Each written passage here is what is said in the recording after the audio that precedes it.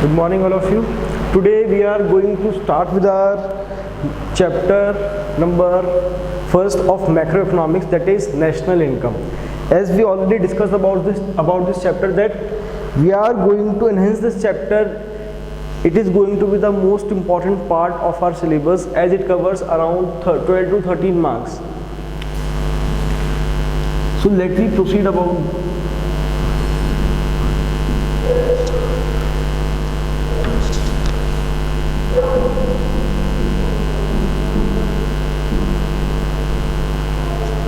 National income. तो सबसे पहले मैं आपको एक बहुत इंपॉर्टेंट बात बताने वाला हूँ कि कोई भी कमोडिटी जो हम प्रोड्यूस करते हैं उसको बनाने के लिए रॉ मटेरियल लगता है। बिल्कुल आप एग्री करते हो, किसी भी कमोडिटी को बनाने के लिए क्या लगता है? रॉ मटेरियल लगता है। और उस रॉ मटेरियल से प्रोसेसिंग करने, उस रॉ मटेरियल को प्रोसेसिंग करने के बाद हम क्या बनाते हैं बेटा? आउटपुट बनाते हैं। अब मुझे एक बात बताओ, जो रॉ मटेरियल को पूरा प्रोसेस करने के बाद जो हमने आउटपुट बनाया, उस आउटपुट की वैल्यू क्या होती है, वो कैसे आइडेंटिफाई करते हैं? That is called value of output. तो मैं आपको सबसे पहले इस आउटपुट की वैल्यू निकालना सिखाऊंगा कि सर इस आउटपुट की वैल्यू कैसे निकालते हैं। मतलब सिंपल बोलूँ ना तो जो मेरा फाइनल कमोडिटी है उसकी वैल्यू कैसे आइडेंटिफाई करूंगा, उसकी वैल्यू कैसे निकालूंगा, तो उसको हम बोलते हैं बेटा वैल्यू ऑफ आउटपुट। और वैल्यू ऑफ आउटपुट निकालने की अगर हम बात करें तो वैल्यू ऑफ आउटपुट निकालने का सिंपल सा एक फॉर्मूला होता है जो हमें आना चाहिए। वो होता है बेटा sales plus change in stock. तो वैल्यू ऑफ आउटपुट निकालने का सिंपल सा फॉर्मूला क्या है बेटा? Sales plus change in stock. अब हम इसको क्वेश्चन के अंदर अगर देखेंगे तो हमें सेल्स भी गिवन होता है, हमें चेंज इन स्टॉक भी गिवन होता है। प्रॉब्लम कहाँ आती है? जब कभी कभी हमें ना तो सेल्स गिवन है क्वेश्चन के अंदर, ना ही मुझे चेंज इन स्टॉक गिवन है। तो देखो हमने पहली चीज क्या सीखी बेटा? वैल्यू ऑफ आउटपुट कैसे निकालेंगे। तो वैल्यू ऑफ आउटपुट हम निकालते हैं sales plus change in stock. और इस वैल्यू ऑफ आउटपुट को हम लोग बोलते हैं बेटा जीवीओ एमपी। क्या बोलते हैं इसको हम? GVO MP, that is gross value of output at market price, that is sales plus change in stock. अब हमें देखना है कि हम सेल्स को कैसे आइडेंटिफाई करेंगे। तो देखो मैं आपको एक बड़ा सिंपल सा एग्जांपल बताता हूँ। जैसे कोई कमोडिटी है, उसका प्राइस है ₹10 और किसी शॉपकीपर ने 1000 क्वांटिटी उसकी सोल्ड आउट करी। तो हमारा हमें जो आइडेंटिफाई करना है वो आइडेंटिफाई करना है कि शॉपकीपर ने कितने अमाउंट की सेल्स करी। तो देखो आप कैसे आइडेंटिफाई करोगे? बहुत ही सिंपल है सर। अब हम लोग क्या करेंगे? Price into quantity, that is 10 multiply by 1000। तो मेरी सेल्स कितनी की आ गई? 10,000 की। सेल्स कितनी की आ गई मेरी? 10,000 की। अब इशू क्या आता है, कभी कभी हमें क्वेश्चन में सेल्स गिवन नहीं होता, तो हमें क्वेश्चन में प्राइस गिवन होगी कमोडिटी की, या फिर हमें क्वेश्चन में क्वांटिटी गिवन होगी। और हमें करना क्या है? Simply price into quantity. तो हम सेल्स को आइडेंटिफाई कर लेंगे। सर पहला तरीका सेल्स निकालने का क्या था? Price into quantity. और बहुत सिंपल सा लॉजिकल एग्जांपल अपन ने लिया कि 10 रुपए की कोई चीज़ है, उसकी 1000 पीस बेचे, तो अपन क्या करते हैं? Price into quantity. सर एक और तरीका होता है सेल्स निकालने का, वो भी बताओ। मैंने कहा ठीक है, एक और तरीका जो सेल्स निकालने का है वो भी हम आइडेंटिफाई करते हैं। अब सपोज करो मेरा कोई बिजनेस है, ऐसा अज्यूम कर लो, है नहीं, ठीक है। तो मैंने उसके 1000 पीस मैंने प्रोडक्शन करा, उस बिजनेस में मैंने 1000 पीस तो इंडिया में सोल्ड करे। मैंने 1000 पीस तो कहाँ सोल्ड करे? इंडिया के अंदर। मैंने 500 पीस से सोल्ड करे यूएसए के अंदर, मतलब मैंने एक्सपोर्ट करे यूएसए को। तो अगर मैं टोटल की बात करूं तो बेटा टोटल मैंने 1500 piece, that is 1500 pieces sold out करे। अब मुझे ये बताओ कि मेरी सेल 1500 है, 1000 है या 500 है? सर अब हम ऐसे आइडेंटिफाई कर रहे हैं, इंडिया में तो 1000 बेचे तो इंडिया की सेल हो गई 1000, 500 बेचे यूएसए में तो यूएसए की सेल हो गई 500 और टोटल हो गई 1500। हमें बेटा सेल से मतलब है, इसमें टोटल सेल आती है, इंडिया की हो चाहे यूएसए की हो, दोनों की जो मिला के सेल हुई है वो हमें फिगर लेना है। तो देखो कभी कभी हमें क्वेश्चन में क्या होगा? डोमेस्टिक सेल गिवन होगा। कभी कभी क्या गिवन होगा हमें क्वेश्चन में बेटा? Domestic sale. तो डोमेस्टिक सेल जब भी गिवन होगा ना, उस केस में हमें क्या करना है? सेल निकालने के लिए डोमेस्टिक सेल प्लस एक्सपोर्ट। तो सेल निकालने के दो तरीके थे, पहला था बेटा प्राइस इनटू क्वांटिटी, और जो दूसरा वे था सेल निकालने का वो क्या था बेटा, दूसरा वे था सेल निकालने का डोमेस्टिक सेल प्लस एक्सपोर्ट्स। तो देखो हमें दोनों तरीके हमने आइडेंटिफाई करें। तो देखो मैंने आपको केवल एक चीज निकालना सिखाया है, value of output, that is GVO/MP, और वो हम कैसे निकालते हैं, sales plus change in stock. और कभी कभी क्वेश्चन में सेल्स गिवन नहीं होता तो हम सेल्स कैसे निकालेंगे, डोमेस्टिक सेल्स प्लस एक्सपोर्ट्स। और चेंज इन स्टॉक कैसे निकालते हैं हम लोग, closing stock minus opening stock. तो चेंज इन स्टॉक निकालने का भी एक तरीका होता है बेटा, वो क्या होता है, सिंपल सा तरीका है, closing stock minus opening stock. ये तो हम क्वेश्चन में करेंगे, तो अभी बहुत सारे क्वेश्चन हमें करने हैं प्रैक्टिस के लिए, तो हम ये चीज़ें हर क्वेश्चन में लगभग देखेंगे। तो प्लीज़ ध्यान रखना, मैंने केवल आपको एक चीज़ निकालना सिखाया है, वो क्या था अपना GVO/MP, that is sales plus change in stock. और सेल्स निकालने के दो तरीके थे, डोमेस्टिक सेल्स प्लस एक्सपोर्ट या फिर प्राइस इनटू क्वांटिटी। सर थोड़ा सा आगे बढ़ते हैं, अब हम जो पढ़ने वाले हैं पूरे चैप्टर के अंदर 4 बेसिक कंसेप्ट है जो हमें आना चाहिए, जो हमारा नेशनल इनकम वाले पार्ट को बहुत ही इजी बना देगा। ना तो हमें कोई फॉर्मूला याद करना है, ना ही हमें कोई फॉर्मूले को रटने की ज़रूरत पड़ेगी। हम क्या करेंगे, कुछ बेसिक कंसेप्ट पढ़ते हैं जिससे हमारा काम थोड़ा सा आसान हो जाएगा। तो देखो प्लीज़ ध्यान देना, मैं उससे पहले आपको एक बेसिक बात बताना चाहता हूँ। जैसे मैं 2 लाइनें बनाता हूँ, ये एक लाइन है बेटा 5 सेंटीमीटर की, ये एक लाइन है 10 सेंटीमीटर की। बहुत सिंपल, ऐसे मेरा मन हुआ मैंने पूछ लिया। मुझे एक बात बताओ, मुझे इस 5 सेंटीमीटर वाली लाइन को बड़ा करना है, मतलब इस 5 सेंटीमीटर वाली लाइन को मुझे 10 सेंटीमीटर बनाना है। तो आप क्या करोगे, सर जब छोटे को बड़ा बनाना होता है तो अपन क्या करते हैं बेटा, ऐड। जब छोटे से बड़े पे जा रहे हैं तो हम क्या कर रहे हैं बेटा, ऐड। और लॉजिकल बात है ना, छोटी चीज़ को बड़ा करना है तो हमें क्या करना पड़ेगा, ऐड करना पड़ेगा।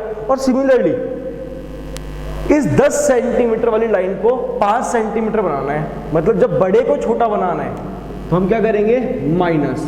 मतलब जब छोटी लाइन को बड़ा करना है तो हम क्या करेंगे बेटा, उसमें ऐड। और जब बड़ी लाइन को छोटा करना है तो हम क्या करेंगे, उसमें से सब्ट्रैक्शन। तो ध्यान रखना, जब भी छोटे से बड़े पे जाएंगे तो क्या करेंगे, प्लस। और जब बड़े से छोटे पे जाएंगे तो क्या करेंगे, माइनस। तो ये वाली चीज़ आपको समझ में आई, और लॉजिकली आपने देखा भी होगा, छोटे से बड़े पे जाना है, ये समझना, ये चीज़ बहुत काम आने वाली है। चारों बेसिक कंसेप्ट में ये चीज़ काम आएगी। तो छोटे से बड़े पे जा रहे हैं तो क्या करना है अपन को, ऐड। और समझ तो आप खुद सोचो ना कितना लॉजिकल है भाई, छोटी चीज़ को बड़ा करना है तो हमें ऐड ही करना पड़ेगा, और बड़े से छोटे पे आना है तो क्या करना पड़ेगा, सब्ट्रैक्ट। सर क्या बकवास बातें कर रहे हो, कुछ बताओ तो सही। मैंने कहा ठीक है चलो, अपने लाइन वाइन को छोड़ते हैं, सारे सिस्टम को, अपन कुछ कंसेप्ट पढ़ते हैं। तो पहला कंसेप्ट मैं लिखता हूँ ग्रॉस और मैं लिखता हूँ नेट। तो पहली चीज़, ग्रॉस और नेट, इन दोनों में से बड़ा कौन सा है, तो जो भी मैं ऊपर लिखूंगा वो बड़ा रहेगा हमेशा। तो ग्रॉस और नेट में बड़ा है सर ग्रॉस, और इन दोनों में डिफरेंस होता है बेटा डेप्रीसिएशन का। इन दोनों में डिफरेंस किसका होता है, डेप्रीसिएशन का। तो पहली चीज सर ग्रॉस और नेट, बड़ा कौन सा, ग्रॉस। दोनों में डिफरेंस किसका, डेप्रीसिएशन का। अब मैं आपको बताता हूँ एक चीज, सपोज करो हमेशा मैं इधर से इधर जाऊंगा, हमेशा मैं इधर से इधर जाऊंगा। अब कैसे बनाएंगे देखना आप। सर पहले सोचो, ग्रॉस और नेट में किसका डिफरेंस था, डेप्रीसिएशन। तो लिख लो क्या किसका डिफरेंस था बेटा, डेप्रीसिएशन। अब इसको सोचना, ये वाला जो है, अगर मैं छोटे से बड़े पे जाऊंगा, अगर मैं छोटे से बड़े पे जाऊंगा तो मैं क्या करूंगा बेटा, प्लस डेप्रीसिएशन। तो अगर मैं छोटे से बड़े पे जाऊंगा तो मैं क्या करूंगा, प्लस डेप्रीसिएशन। सिमिलरली इस बार देखना बेटा, वही सर नेट और ग्रॉस दोनों में डिफरेंस किसका है, डेप्रीसिएशन का। तो मैं लिख देता हूँ डेप्रीसिएशन। और इस बार यहां सोचना, हमेशा मैं इधर से इधर जा रहा हूं, इक्वल्स टू के बाद इधर से इधर आएंगे। अब सोचो ग्रॉस बड़ा है या छोटा, तो ग्रॉस बड़ा है, तो बड़े से छोटे पे जाऊंगा तो क्या करूंगा बेटा, माइनस। तो देखो बनाना है सिंपली आपको, अगर मुझे छोटे से बड़े पे जाना है तो मैं क्या करूंगा बेटा, प्लस डेप्रीसिएशन।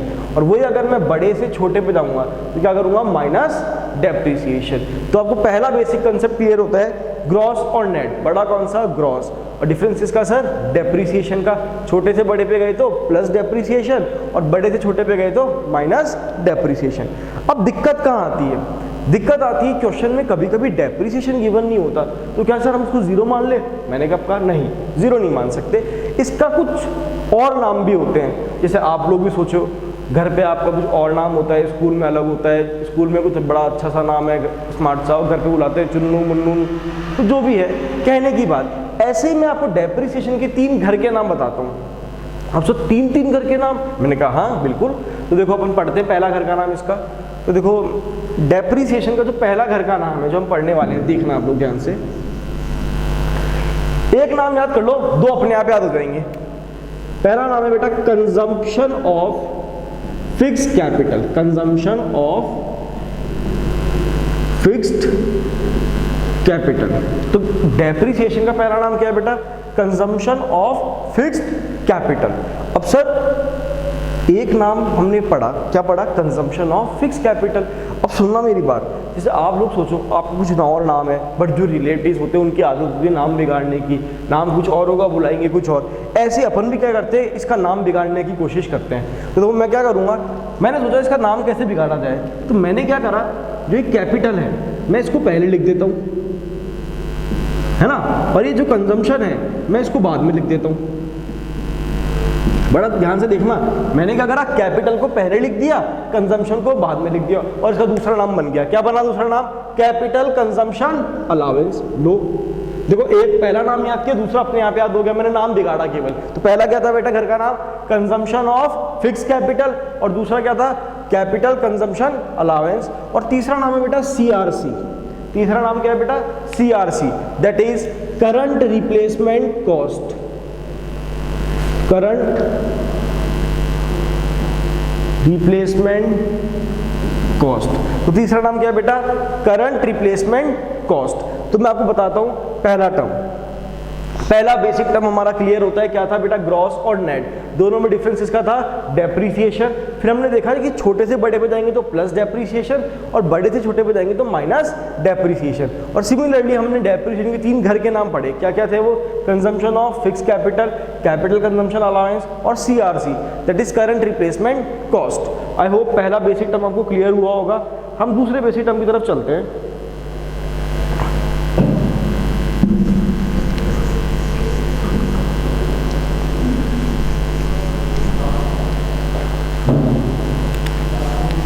अपना दूसरा बेसिक टर्म आता है बेटा, ध्यान से, MP और FC। सर MP बोले तो MP होता है बेटा मार्केट प्राइस, MP होता है मार्केट प्राइस, और FC होता है बेटा फैक्टर कॉस्ट।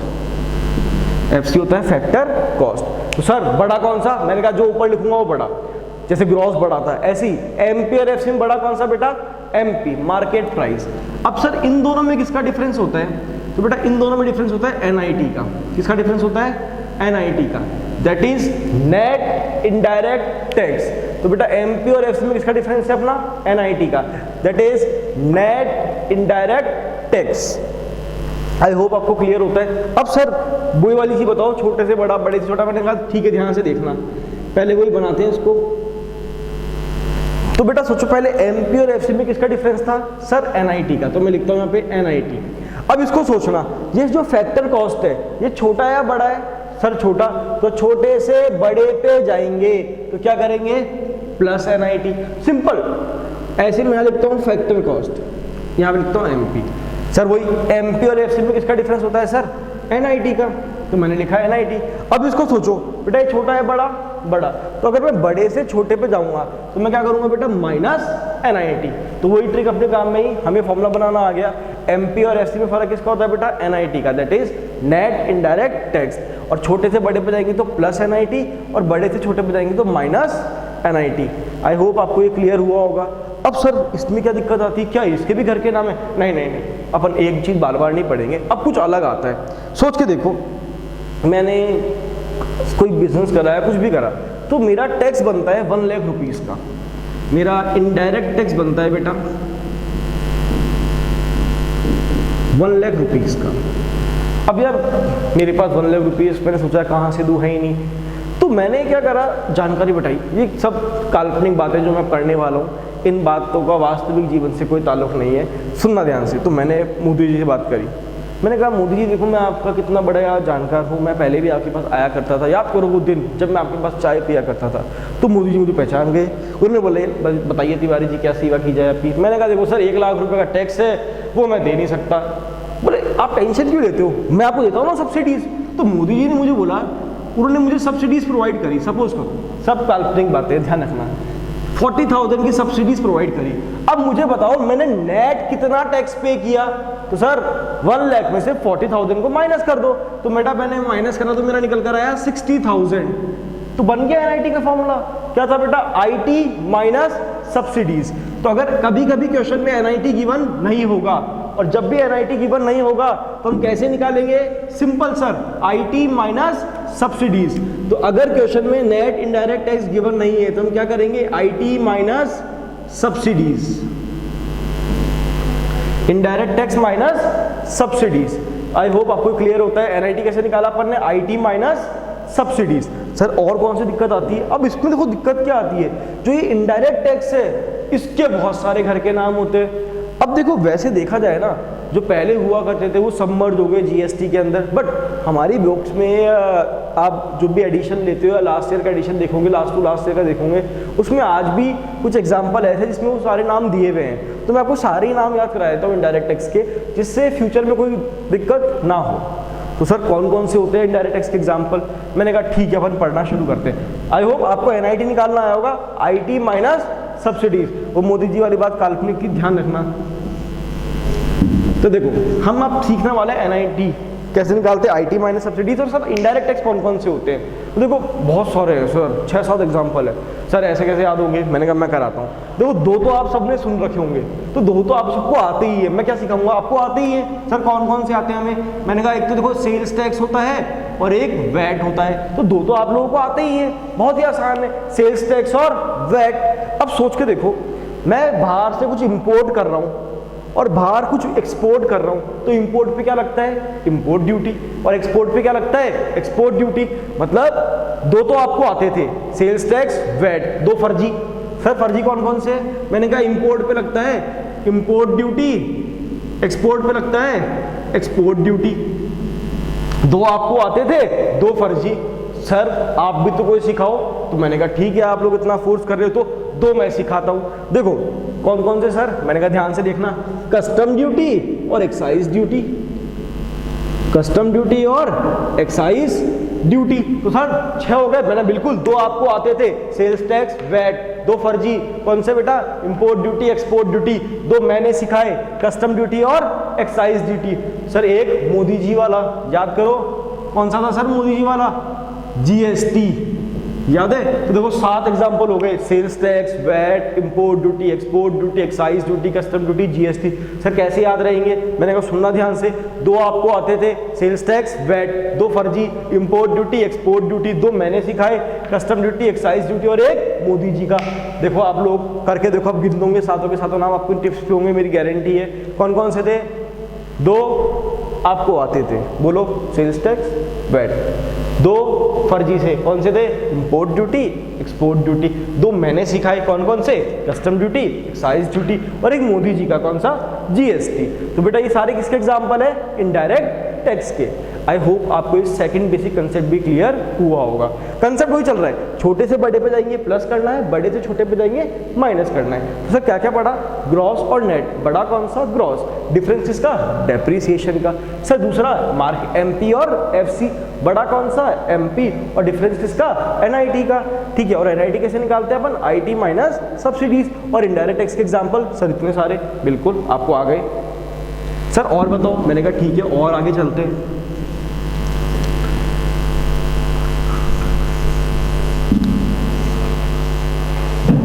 एक होता है बेटा VU, that is value of output, और एक होता है VA, that is value added. VO और VA, वैल्यू ऑफ आउटपुट और वैल्यू एडेड, इन दोनों में किसका डिफरेंस होता है, तो बेटा VO ये है वैल्यू ऑफ आउटपुट, वो GVMP वाला अलग है, ध्यान रखना, एक बार इसको रिलेट मत करना। एक होता है VA वैल्यू एडेड।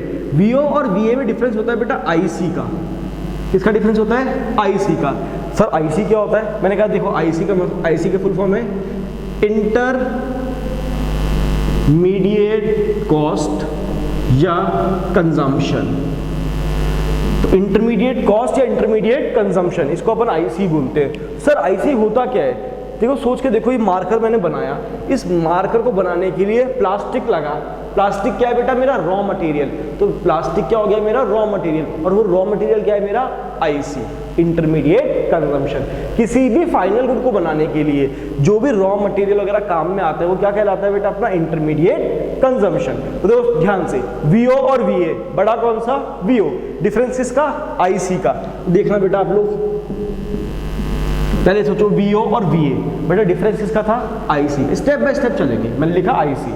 इसको सोचो, छोटा या बड़ा? सर छोटा। तो छोटे से बड़े पे जाएंगे तो क्या करेंगे? Plus IC. चलो देखो, ये क्या है बेटा? वीए और ये है VO.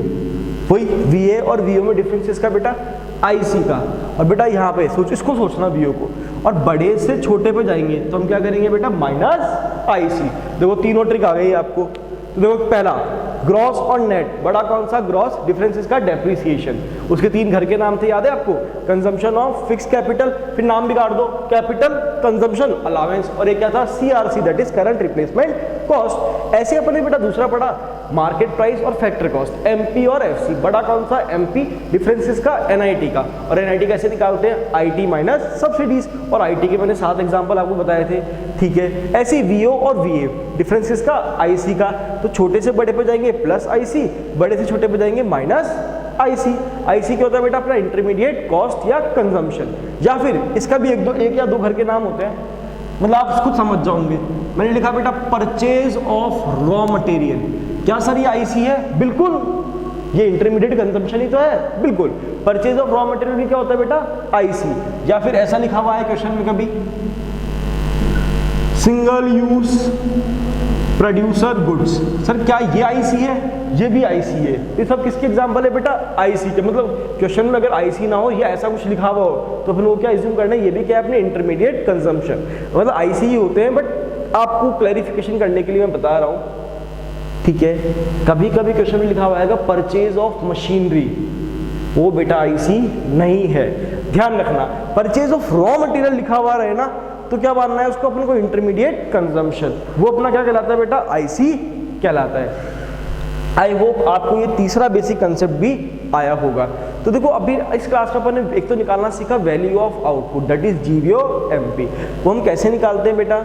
Sales plus change in stock. उसमें मैंने आपको सिखाया सेल्स को निकालने के 2 तरीके थे। क्या क्या थे सर? या तो डोमेस्टिक सेल्स प्लस एक्सपोर्ट कर दो, या फिर प्राइस इनटू क्वांटिटी।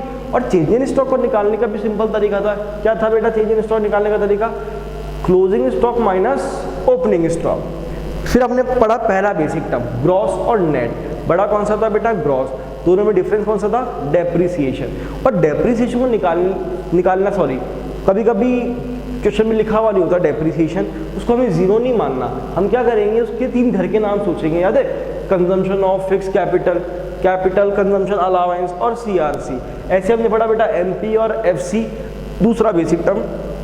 इन दोनों में डिफरेंस था बेटा एनआईटी का। वही छोटे से बड़े पे जाएंगे तो प्लस करेंगे, बड़े से छोटे पे जाएंगे तो माइनस करेंगे। बस आपको ये याद रखना है कि दोनों में डिफरेंस किसका है और बड़ा कौन सा है। बाकी ये तो आप अपने आप बना लोगे, उसमें कुछ भी दिक्कत नहीं आएगी। आई होप आपको ये वाला पार्ट क्लियर होता है। आप प्लीज़ इसको पढ़ना। हम नेक्स्ट क्लास के अंदर क्या करेंगे? इसके आगे से कंटिन्यू करते हैं। Thank you all of you.